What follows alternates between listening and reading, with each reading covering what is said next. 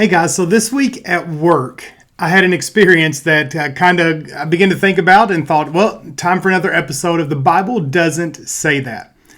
So there's some issues and struggles that we were having at work, just things that are really out of our control. And as me and a coworker were talking about the various challenges and headwinds that we're facing in this atmosphere, he looked at me and said, you know what? We must not be living right because it's not going right. And I kind of laughed it off and didn't think a whole lot about it at that time. But the more I thought about it, remember this wasn't the first time I'd heard something like that. I mean, even growing up in my family, I heard things like, well, we use different terminology, but if it ain't right, then you ain't right. So the whole mentality was that if things weren't going right in life, then surely that was a sign or indicative of the fact that maybe you weren't living right in life.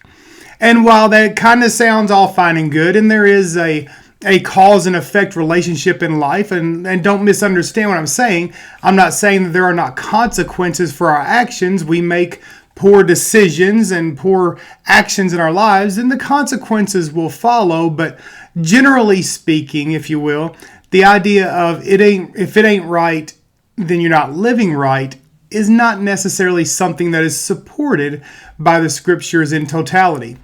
For instance, in John chapter 16, verse 33, Jesus is telling his disciples about his departure. He was going to leave them. And after a long time of teaching and talking with them and preparing them for the days to come, he said, I have told you these things so that in me you may have peace. In this world you will have trouble, but take heart, I have overcome the world. So Jesus wasn't sugarcoating anything. He wasn't sprinkling magical spiritual fairy dust over the situation at hand, nor over the days that his followers were going to face ahead of them. He was very forthcoming, and he was wanting his followers to understand and know that the world will just be full of trouble. Your life may be full of times of trouble, and it's quite natural as a byproduct of what has happened to the world from the very beginning.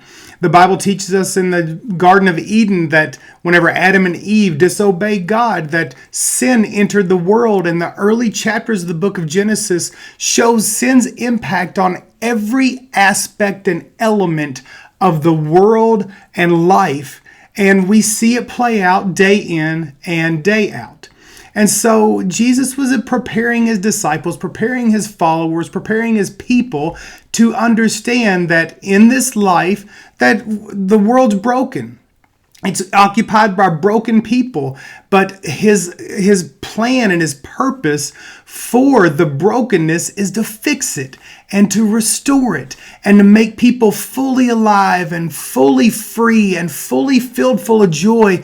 Once again, all that stuff that our brokenness had robbed from us, Jesus wants us to experience in that. But in the meantime, even whenever he is making us alive, we are still living in a broken atmosphere. We're still living in a broken reality. And because of that, we will have trouble. So like I said before, it is not that we are absolved from the consequences of actions and decisions. That's not what I'm saying whatsoever. But just because we're experiencing some trouble, it doesn't mean necessarily that we may not be living as we should as followers of Christ. It is a reality of living in a broken place. But the good news is that amidst the brokenness, he is doing great work. He didn't leave us in our brokenness. A lot of times when we break stuff, we have a tendency to just toss it away and replace it with something new. No, Jesus didn't do that. He didn't toss it away. He came to restore and to reclaim and to repair and to make new the brokenness. And he offers that to us all. And while we were living in the brokenness, he also makes this promise to us. He says his peace. He's speaking to his disciples again. Peace I leave with you. My peace I give you.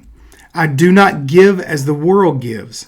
Do not let your hearts be troubled, and do not be afraid. So these two passages are actually found kind of as cornerstones of a content of teaching, or bookmarks, if you will, on a content of teaching where Jesus was just telling his disciples, listen, I've got a purpose. The Father has given me a plan. I'm going to accomplish it. And whenever I do, I'm going to go away. And you're going to be here still on purpose, still on mission, still with great joy and with love. And my presence will be with you. And because my presence is within you, you can have peace in a world that is broken and full of trouble. And so I hope that this has encouraged you. I hope it reminds you and hopefully informs you that just because you're facing trouble doesn't necessarily mean that you're not living right, so to speak. But it could be just the fact that we live in a broken world, amidst broken people, in a broken system that Jesus is restoring, he is repairing, and he is reclaiming. And I hope he has done that in your life. Well, I hope this has helped you. I hope it encourages you. I hope you have a great weekend, remainder of the Saturday and Sunday. I know basketball is on. Things are starting to liven up. The weather's turning. So I really do hope you have a great day. Take care. God bless.